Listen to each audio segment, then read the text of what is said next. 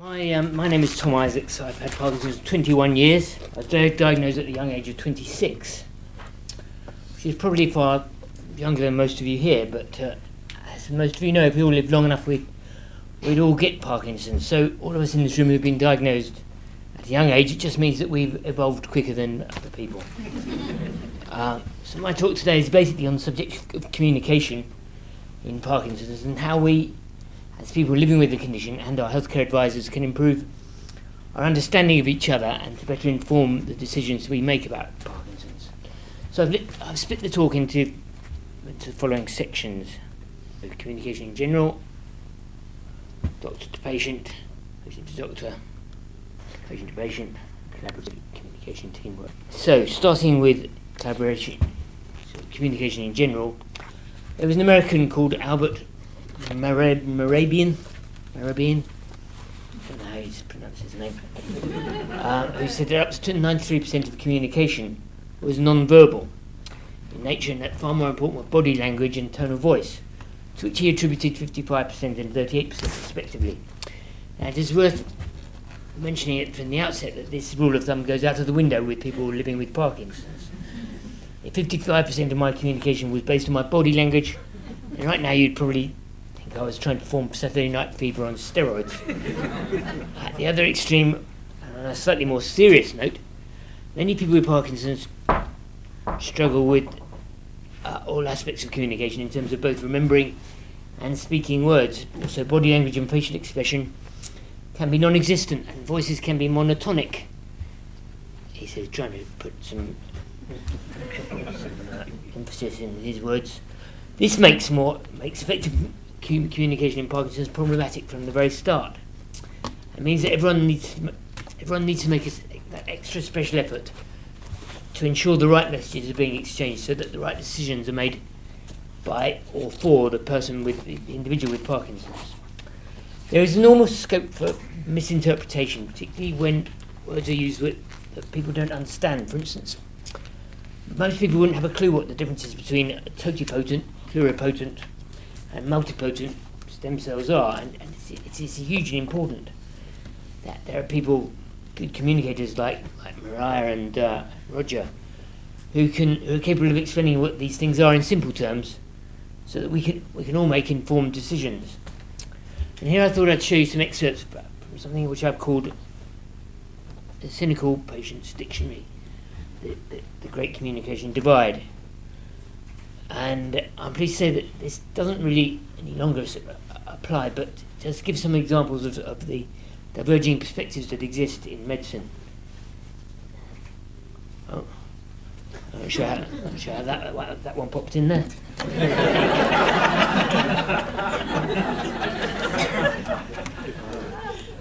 Me and the wife in Rome looking for some omnipotent stem cells.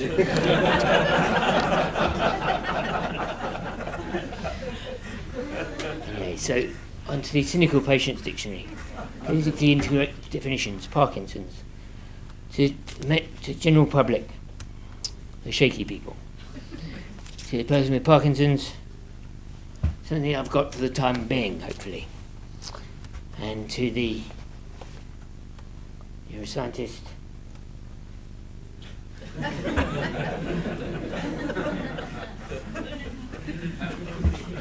a patient. To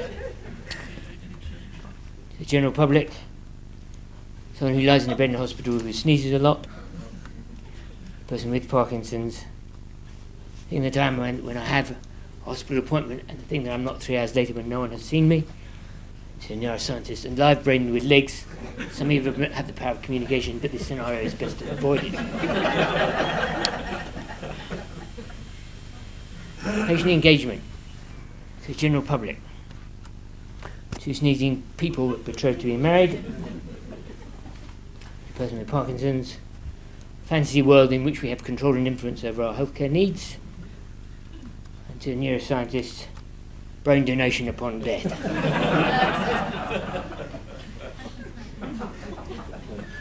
Acronyms. To the general public, things what fall off an oak tree.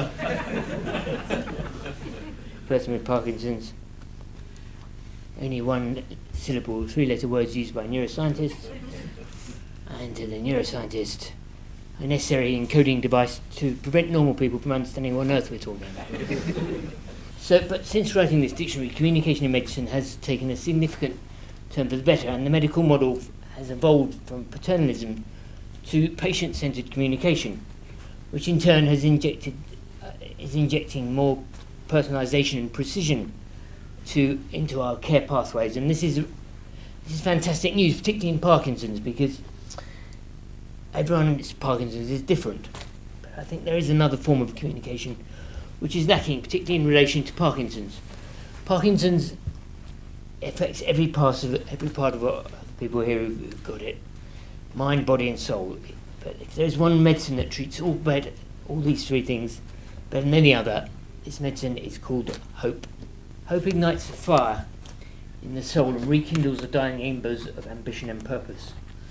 When people with Parkinson's accept that there is a chance, no matter how small, that our lives are not doomed that we're not doomed to a life born out of our worst nightmares, then we start to gather information about our Parkinson's and we start to concentrate on what we can do, rather than those that we can't. So why are our healthcare advisors so reluctant to prescribe hope? Why aren't they as excited as perhaps they should be about all the progress that's going on in Parkinson's? Why aren't we all filled with hope? The answer is because if you put the Y in hope, you get something which is the flip side of hope. And this can be extremely damaging, both to us and as patients, but also to scientists and clinicians. So you see from this how hope can easily be derived from hype. So what distinguishes hype from hope? I think although both words are associated with uncertainty, hope has an integrity and a safety profile attached to it, to that uncertainty, whereas hype involves risks, a lack of evidence, and is a word with far more negative connotations. Also, if you expand hope, you reach belief, but if you expand hype, you might find yourself being looked up for fraud. All in all, it is considerably better for our health in the long run. Hope is considerably better for our health in the long run than hype. The whole purpose of the Cure Parkinson's Trust is to join the dots from hope to belief to reality. That is our mission, and we are closing in fast on this goal. But as people with Parkinson's, we have all been subjected to hype at some stage during our time with the condition. We have all seen countless newspaper articles and websites with headlines which say, the cure is nigh, and we will all rise again like Lazarus, emerging from the embers of Parkinson's like phoenixes, and living happily ever after until the end of time. This media hype is not helpful. Typically, the response to the medical sector and patient organisations is guarded and conservative. The standard comment, which we've all read so many times, is it is too early to say whether this treatment will be a breakthrough in Parkinson's, and it will be 5 years before we really understand its potential. How many times have we seen those words? We all know this 5 years, which is cited by Parkinson's experts across the world, is the longest 5 years that's ever been witnessed since the dawn of time. Somewhere between these two extremes, between the understandable conservatism of our Parkinson's advisors and the far-fetched rantings of the tabloid press and assorted nutters who infect the internet with their miracle cures, there lies a careful balance of hopeful optimism which needs to be struck. Because right now there is genuine hope for all of us living with Parkinson's. And you will hear in a moment from our Dr. Richard Wise. There are a kaleidoscope of ways which currently are being researched which offer the prospect of slowing, stopping, and perhaps even reversing this condition. And that's not hype, that is reality. One of the issues that I think needs to be discussed by everyone with Parkinson's community together and working as a team is how we can distinguish between hype and hope, and how we should embrace and communicate all the robust evidence-based research that's going on and help accelerate it. I think at the moment that the hype surrounding the snake oil that John was talking about presents a huge obstacle for those treatments which show genuine promise of making an impact in Parkinson's. Like Roger was saying earlier, the trial down in Australia if something goes wrong with that one, then that can have a serious impact on the future of stem cell therapy. So in order to be clear as to which prospective therapies for Parkinson's can be trusted, so that we can put all our resources behind them, we need to find a way to filter out the dross from the candy floss. I like that. If we do this, I think we as Parkinson's can make a huge difference to the speed at which treatments which can slow, stop or reverse Parkinson's can be brought kicking and screaming into the Parkinson's clinics around the world. One of the ways we as patients can become more informed about the future of Parkinson's is through our clinicians. I think one of the problems we face is that not all clinicians are involved in research and therefore don't have the insight that, like Roger, has into the progress that's being made out there. And I've found some quite good quotes about doctor-patient relationships. The patient does not care about your science. What he wants to know is, can you cure him? A doctor who cannot take a good history and a patient who cannot give one are in danger of giving and receiving a bad treatment. When you treat a disease, first treat the mind. And doctors think a lot of patients are cured who simply have just quit in disgust. The patient will never care how much you know, so they know how much you care. People with Parkinson's owe it to ourselves and everyone else living with this thing to communicate well with our health advisors. If we do this, we have achieved what is known in technical circles as the double whammy. Firstly, through better communication, better therapeutic decisions for the individual are achieved. And secondly, the act of engaging has been shown to be therapeutic in itself. So patients need to be better informed. They need to be able to distinguish between different types of therapy, to have a basic understanding of what different options are when considering participation in a trial of a new or potentially breakthrough treatment, of which there are many, as you will hear from Richard later. As patients, we need to understand not just about our own personal situation, but we need to have a sense of how this fits within the overall setting of scientific progress in Parkinson's. With greater consensus and consistency of information about wider issues, maybe there would be no place for the snake oil for some of these private clinics offering dubious and unproven interventions. But for many patients, reading the testimonies of other patients, as well as the apparently robust clinical data on the websites of these private clinics, are quite alluring. And without access to specialist knowledge can be compelling enough to entice them to part with large sums of money. But as I've said already, in order to avoid this potentially self-harming behaviour by us patients, we need to ensure that our healthcare advisors are feeding us with information which is cautiously optimistic, not paternalistically conservative. The best way to get the right message through with clarity and common sense is to hold meetings such as this one, and to discuss these issues in an open forum, both between us as patients, but also with scientists who are testing the therapies and the clinicians who are advising us. And I think this is an absolutely critical area which needs to be properly resourced and utilised as new and regenerative therapies get closer to the clinic. And that's when Roger said to me after his talk, he said he recognise the power of patients now more than ever. And finally, of course, we need to have a clear understanding of the inherent risks of any therapeutic option we're considering, as well as the possible benefits. So I've already partly covered the importance of patient-to-patient communication in the previous slide. I've also mentioned how this can also be a danger where health tourism is concerned, but overall patient-to-patient communication is becoming increasingly scientific in content and powerful in the influence it generates. Finally, collaborative communication. This requires doctors to take time to set up opportunities to offer and discuss treatment choices with us patients, and to share the responsibility and control with us. Successful information exchange ensures that important decision-making is shared between doctor and patient in the context of the patient's situation and needs, rather than a standardized protocol. Parkinson's advisors need to be aware of how our minds work. I don't know about the rest of you, but over the years I've had numerous reactions to the prospects of trying out new therapies.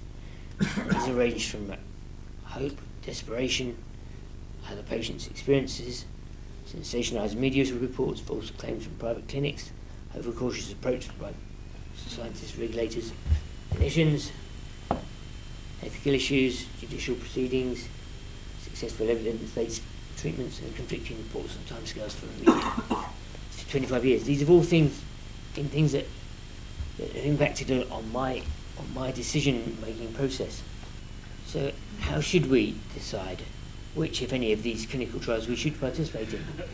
Well, recently we conducted a survey asking people with Parkinson's, clinicians and scientists what the three most important issues to consider when a person with Parkinson's is deciding whether or not to take part in a clinical trial. And interestingly, there was almost universal consensus on this between everyone. Over 50% of the respondents cited commitment to the trial, fully understanding the purpose of the trial, and the specific suitability of the trial to the individual were all key elements of the decision-making process. Other important aspects included issues relating to safety and risk profile of the trial, the likely benefits and outcomes of participation, and how the trial might affect existing medication regimes. Ultimately, clinical trial process can be improved by informing the decision-making process through the use of better communication skills from everyone. Engaged patients plus trust equals improved clinical trials.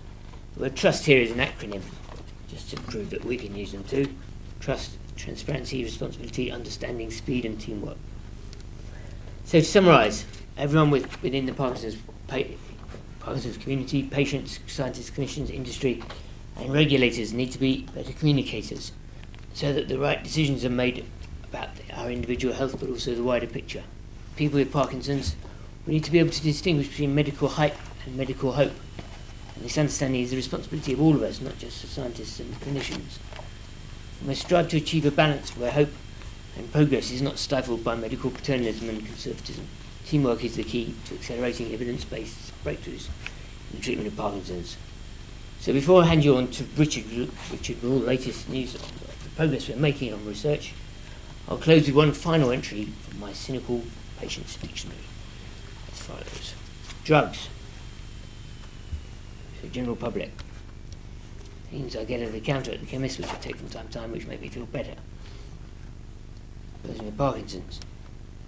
Things I get on prescription at the chemist which I take all the time which generally make me feel worse. And to the neuroscientist, things I nick from the cupboard down the hall which I take for it at the weekend which allow me to attend rave parties well into Sunday. Thank you very much.